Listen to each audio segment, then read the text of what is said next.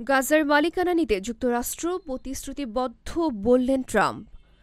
ফিলিস্তিনিদের অবরুদ্ধ গাজার নিয়ন্ত্রণ নেওয়ার বিস্ময়কর পরিকল্পনার কথা পুনর্ব্যক্ত করেছেন মার্কিন প্রেসিডেন্ট ডোনাল্ড ট্রাম্প। স্থানীয় সময় রোববার নিউ অরলিন্সে যাওয়ার পথে এয়ারফোর্স ওয়ানের সাংবাদিকদের কথা বলেন তিনি। মার্কিন প্রেসিডেন্ট আরও বলেন, গাজা উপত্যকা কিনে নিয়ে এর মালিকানা নিতে যুক্তরাষ্ট্র প্রতিশ্রুতিবদ্ধ। গাজাকে একটি বড় রিয়েল এস্টেট সাইট হিসেবে বিবেচনা করা উচিত উল্লেখ করে ট্রাম্প বলেন, মধ্যপ্রাচ্যের অন্যান্য দেশগুলোকেও এর পুনর্নির্মাণের দায়িত্ব দেওয়া যেতে পারে। নিউ অরলিন্সের সুপার বোলে যোগদানের পথে ট্রাম্প বলেন, পুনর্নির্মাণের ক্ষেত্রে কিছু অংশ নির্মাণের জন্য মধ্যপ্রাচ্যের অন্যান্য দেশকেও দায়িত্ব দিতে পারি। আমাদের পৃষ্ঠপোষকতায় অন্যরাও এটি করতে পারে। হামাস ধ্বংস না হওয়া পর্যন্ত আমরা এটির মালিকানা নিশ্চিত করতে প্রতিশ্রুতিবদ্ধ। যদিও হামাস ফিরে আসার মতো কিছুই নেই এখানে, জায়গাটি একটি ধ্বংসস্তূপে পরিণত হয়েছে।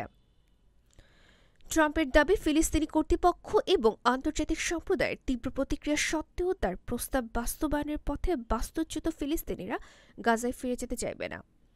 তিনি বলেন, আমরা যদি তাদের নিরাপদ স্থানে একটি বাড়ি দিতে পারি তাহলে তারা গাজায় ফিরে যাওয়ার কথা বলবে না।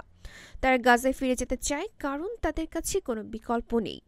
যখন তাদের কাছে বিকল্প থাকবে তখন তারা গাজায় ফিরে যেতে চাইবে না। এদিকে গাজার ক্ষমতাসীন হামাস ট্রাম্পের সর্বশেষ এই প্রস্তাবকে অযৌক্তিক বলে অবহিত করেছে। সংগঠনটির রাজনৈতিক ব্যুরোর সদস্য ইজ্জত আল রিশেক টেলিগ্রামে শেয়ার করা এক বিজ্ঞপ্তিতে বলেন, গাজা এমন কোনো সম্পত্তি নয় যা কেনাবেচা করা যায়, বরং এটি আমাদের ফিলিস্তিনি ভূমির একটি অবিচ্ছেদ্য অংশ। আন্তর্জাতিক ডেস্ক, গণমানুষের আওয়াজ।